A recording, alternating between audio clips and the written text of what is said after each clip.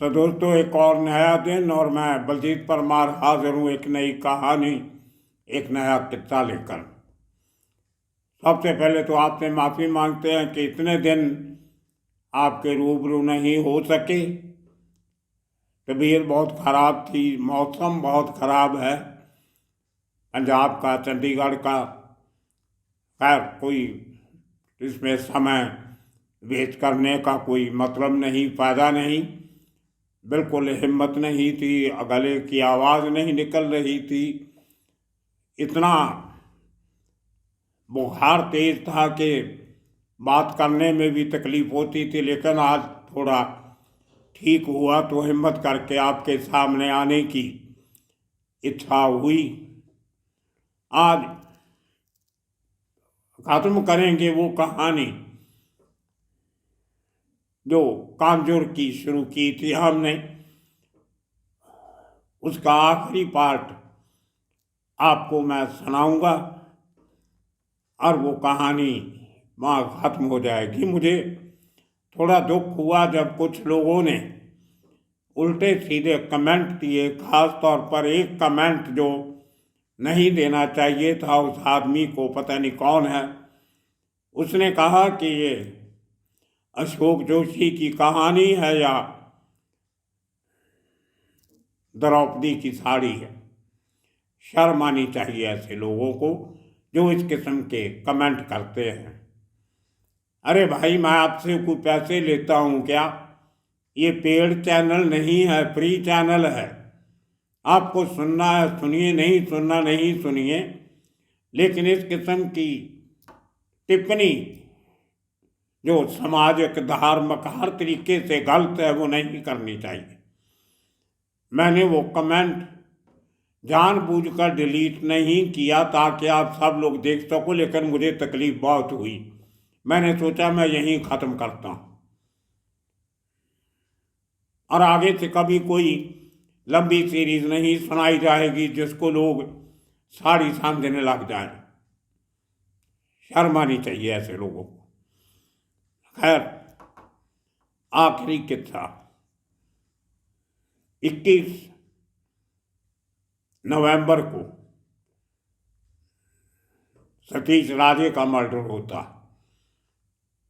और उसके बाद पूरी डी कंपनी, उनकी पूरी ताकत, उनके सलाहकार, उनके कारिंदे, उनके जोड़ीदार, उनके भागीदार, सब में मीटिंगों का दौर चलता है कि सतीश राजे के 13वें के पहले 13वां, एक मैं तो मानता नहीं ऐसी बातों को, कुछ ऐसा कुछ सेरेमनी होती है जो एक आदमी के मरने के 13 दिन बाद की जाती है। कि इसमें 13वां होने के पहले पहले अशोक जोशी को ख़त्म करना है। ये अंडरवर्ल्ड के अपनी अपनी जिद होती है। लेकिन दिक्कत ये थी कि अशोक जोशी को कांजूर मार्ग में घुस के मारना बहुत मुश्किल था। बिल्कुल उसी तरह जिस तरह दगड़ी चाल में घुस के अरुण गवली को मारना, बिल्कुल उसी किस्म की हालात। उसके दो कारण हैं। एक तो वो दूसरा अनजान एरिया है जहाँ पे चप्पे चप्पे पे लोग अशोक जोशी को जानते थे। हर नए आदमी की पहचान हो जाती थी, निगाह रखी जा रही थी। इसलिए नए आदमी का घुसना मुश्किल था। पहले 2-3 बार ये लोग ट्राई करके देख चुके थे, कामयाब नहीं हुए। दूसरा ये था, दूसरा कारण कि अगर वहाँ घुस के अंधाधुंध फायरिंग की जाती तो बहुत सारे निर्दोष लोग मारे जाते, कोलैटरल डैमेज बहुत ज़्यादा होता था। वो कि बहुत कंजेस्टेड एरिया है, पॉपुलेशन बहुत थी और लोग चहल पहल बहुत होती थी हर गली कूचे में।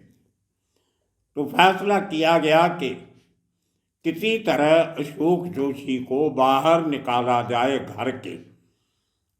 अब देखिए प्लानिंग कैसे चलती है, अंडरवर्ल्ड के लोगों का दिमाग कैसे चलता है।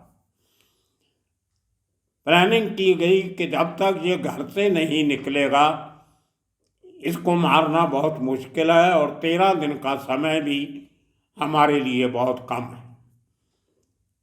काम पूरा करना है 13 दिन में। तो एक इस किस्म का नैरेटिव क्रिएट किया जाता है, उसको कुछ चुनिंदा पुलिस अफसरों के जरिए और कुछ पुलिस के खबरियों के जरिए एक स्नेहा पहुंचाना शुरू कर देते हैं दूसरे तीसरे दिन से, मतलब 22-23 नवंबर 88 से, कि मुंबई पुलिस तुम्हारा एनकाउंटर करने का प्लान फाइनल कर रही है। और ये बात मानने में आती है, क्योंकि अगर आप सतीश राजे का मर्डर जो बड़ी सड़क पे हुआ, दहशत का माहौल तो मुंबई में बना, और उसके बाद अगर पुलिस चुप बैठती है तो उसके ऊपर उंगलियां उठाई जाती हैं। एनकाउंटर का दौर तो था ही, और उस समय मुंबई की क्राइम ब्रांच के मुखी थे अरविंद इनामदार, बहुत उम्दा अफसर थे, हम दादा कहा करते थे उनको, वो हमें दादा कहते थे। बहुत बार ये बात हो चुकी है। ये अफवाह फैलाई गई, हालांकि दादा इनामदार कभी एनकाउंटर्स को तरजीह नहीं देते थे। वो आदमी को सुधारने में, उसको मेन स्ट्रीम में लाने में, उसके गुनाहों की सज़ा देने में यकीन रखते थे, जान से मारने में नहीं। कुछ हुए एनकाउंटर मुझे मालूम है, लेकिन उनके कारण कुछ और थे। तो ये बात फैला दी गई, और बार बार 4-5 दिन अशोक जोशी के कानों में ये गूंजने लगा कि आपका एनकाउंटर होने वाला। अब वो आदमी जिसको ये मैसेज बार बार मिल रहे हैं, उसको तो पता नहीं कि मेरा काम 13 दिन में खत्म होना है। उसको इस बात की कोई सूचना नहीं, ना कोई अच्छा कोई सपना है, ना ख्वाब है। तो वो आदमी सोचता है कि इसका इलाज ढूंढना चाहिए। उसके भी अपने सोर्सेस थे, बहुत सारे पॉलिटिशियन थे, बहुत सारे समाज सेवी थे, उसके अपने भी करीबी पुलिस अफसर थे। तो वो उनके जरिए, बजाय इसके कि वो किसी एनकाउंटर स्पेशलिस्ट को अप्रोच करे या किसी एसीपी डीसीपी को अप्रोच करे, उसने फैसला लिया कि सीधा जो क्राइम ब्रांच के मुखी हैं अरविंद इनामदार, उनसे राब्ता साधा जाए। उसने अपने सोर्सेज भी लड़ाए, लेकिन अरविंद इनामदार बहुत केयरफुली काम करते थे, कभी दिखावे के तौर पे काम नहीं करते थे। तो उन सूत्रों के थ्रू अशोक जोशी ने एक मैसेज भेजा अरविंद इनामदार को कि मैं सरेंडर करना चाहता हूँ, मैं जुर्म की दुनिया छोड़ना चाहता हूँ, मैं अपने आप को कानून के सामने पेश करना चाहता हूँ, और मैं चाहता हूँ कि आज के बाद मैं या मेरा कोई भी आदमी किसी कत्ल में, किसी जुर्म में शामिल नहीं हो। मैं अपने पूरे के पूरे गैंग के साथ, सब लोगों के साथ सरेंडर करना चाहता हूँ। अब जहाँ तक तो अशोक जोशी के सरेंडर करने की बात थी, वो तो मानी जा सकती, लेकिन जब उसने कहा कि अपने पूरे गैंग के साथ मैं सरेंडर कर दूंगा, शायद अशोक जोशी के दिमाग में चंबल वैली के पुराने जो डाकू थे, माधो सिंह, मलखन सिंह, फलानाडी, जो सैकड़ों की गिनती में जयप्रकाश नारायण के संदेश को लेके आत्मसमर्पण किया था, सैकड़ों डाकू चंबल के, उन्होंने आत्मसमर्पण किया था। उनको रिहैबिलिटेट भी किया गया, बाद में उनको ज़मीनें भी दी गई, उनको खेती वेती करने का साधन भी दिया गया। तो शायद कहीं अशोक जोशी के दिमाग में था कि उसी तरह मैं भी अपने सब लोगों के साथ सरेंडर कर देता हूँ, तो ना रहेगा बांस, ना बजेगी बांसुरी, सब खत्म हो जाएगा। अब आगे जो कानून सजा देगा वो देख लेंगे। शायद ये उसके दिमाग में ख्याल आया होगा, लेकिन उसको ये नहीं पता था कि वो इस तरीके से अरविंद इनामदार को अप्रोच करने में अपने दुश्मनों के फंदे में फंस रहा है। अब ऐसा तो हो नहीं सकता कि अरविंद इनामदार उसको मिलने के लिए कांजुर मार्ग आते। क्या ये भाई साहब बताइए आप किन शर्तों पर सरेंडर करना चाहते हैं? तो जाना तो अशोक जोशी को पड़ना था, जहां इनामदार साहब उसको बुलाते। यही तो मंशा थी डी गैंग की, छोटा राजन की, और वो सब दुश्मन जो इतने सालों में अशोक जोशी के बढ़ते असर सूख को लेकर परेशान थे। मसला तो उसको घर से निकालने का था। वो पूरी साजिश उस तरीके से प्लान की गई, और ये अशोक जोशी उनके जितना शातिर नहीं था। दलेर था, ईमानदार था, सब कुछ था, लेकिन उनकी तरह शातिरता नहीं आती थी।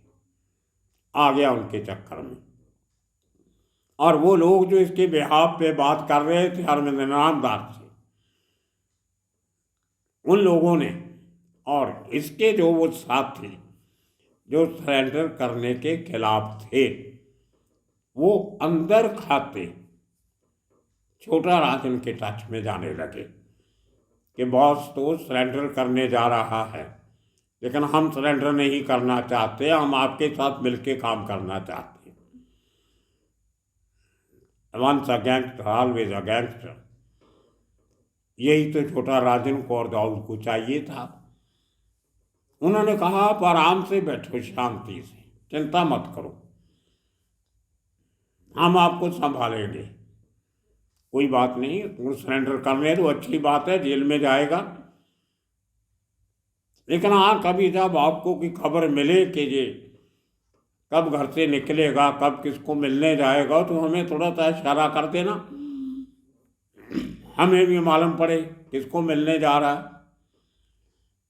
अब देखिए अंडरवर्ल्ड की जो चालें होती हैं वो शतरंज की चाल से भी ज़्यादा खतरनाक होती है। चक्रव्यूह में घिस गया, गिर गया अशोक जोशी, और बताया गया कि अरविंद इनामदार साहब आपको मुंबई में नहीं मिल सकते, क्योंकि वो मुंबई की अपराध शाखा के मुखी हैं, क्राइम ब्रांच के चीफ हैं, लेकिन वो पूना में उनका दूसरा घर है, सेकंड होम है पूना उनका, आपको वहाँ जाके मिलना होगा। अब इस बात की पुष्टि बिल्कुल नहीं है कि अरविंद इनामदार ने उसको पूना बुलाया था कि नहीं बुलाया था, लेकिन इसको मैसेज कन्वे कर दिया गया। अब देखिए अंडरवर्ल्ड कैसे चाले चलता है। और ये आदमी पूना के लिए इसको टाइम दिया जाता है सूत्रों के थ्रू कि 4 दिसंबर को सुबह आप निकलो और 9 बजे आपको अरविंद इनाम साहब को मिलना है, जो 10 बजे मिलना है, सुबह का टाइम दिया गया। और ये भी हो सकता है कि शायद अरविंद इनामदार की और अशोक जोशी की बात भी हुई हो, क्योंकि तभी लैंडलाइन का ज़माना था, वो काला फोन घुमा के डायल करते थे, उसका रिकॉर्ड तो किसी को मिलेगा नहीं, शायद बात हुई भी हो। लेकिन मैंने कई बार अरविंद इनामदार कुरेदने की कोशिश की इस इशू पे, लेकिन उन्होंने कभी सीधा जवाब नहीं दिया, गोलमोल कर जाते थे। बल्कि इतना जरूर कहते थे कि there is no harm in a criminal surrendering. Criminal surrender करने का मतलब ये होता है कि वो अपने आप को कानून के हवाले कर रहा है, और हम पुलिस वाले भी तो यही काम करते हैं, अपराधी को पकड़ के उसको कानून के हवाले कर देते हैं, फिर आगे उसको सजा मिलती है कोर्ट कचहरी से। लॉजिक तो है। और अगर मैं इतने साल इनामदार साहब से काम करने के बाद उनकी नेचर के बारे में कहूँ तो 99% मुझे इस बात का यकीन है कि उनकी बात अशोक जोशी से हुई होगी। उसके और भी बहुत सारे कारण हैं जो मैं आपको इस एपिसोड में नहीं बता सकता। तो समय फिक्स हो जाता है पूना की मीटिंग का, बस वही एक कारण था। जो बात दाऊद गैंग और छोटा राजन गैंग चाहते थे कि अशोक जोशी अपने घर से निकले और इसको घेरा जाए। अब 13 दिन के भीतर जो प्लानिंग की गई, AK-47 प्रोक्योर की गई, प्लानिंग ये की गई थी कि अगर 13 दिन तक भी अशोक जोशी घर से बाहर नहीं निकलता है तो फिर जो होगा देखा जाएगा, इसको घर में घुस के मारेंगे। उसके लिए इतने सोफिस्टिकेटेड हथियार AK-47 जैसे गनर्स को मुहैया करवाए गए और काफ़ी सारे हथियार, 3, 4, 5 गाड़ियाँ उसके घर के चारों तरफ खबरियों की फौज लगा दी गई कि ऐसा नहीं हो कि कहीं वो पूना की बजाय बांडुप से होके थाना से दूसरा रूट लेके चला जाए। कितनी बड़ी प्लानिंग की होगी, या वो और कोई वाया रास्ता ढूंढे, उसके लिए कितने लोगों को काम पे लगाया होगा, कितना दिन रात एक किया होगा दुश्मनी। और